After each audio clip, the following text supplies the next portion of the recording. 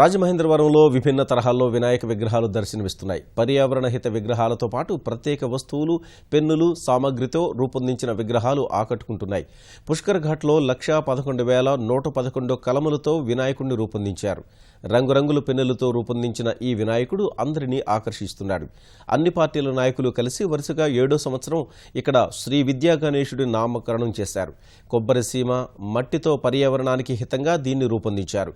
లక్ష్మీవరపుపేటలో steel సామగ్రితో రూపొందించిన విగ్రహం ఆకట్టుకుంటోంది. Steel బిందెలు, స్పూన్లు, కంచాలు, గ్లాసులతో వినాయకుడిని తయారు చేశారు. దేవి చౌక్ సమీపంలో 15 కిలోల రాజ్మా గింజలతో లంబోదరుణ్ణి అలంకరించారు. దేవి చౌక్ ఆంధ్ర బ్యాంక్ వద్ద 5 స్టార్ జాకెట్లతో గణపతిని అలంకరించారు. నేతాజీ నగర్లో వినాయకుడి విగ్రహానికి వెనుక భాగం పచ్చని ఆకులు, నీటి ధారలు పడేలా అలంకరణ ప్రత్యేకంగా ఆకర్షిస్తోంది. ఈ విగ్రహానికి కరెన్సీ నోట్ల దండులు వేశారు.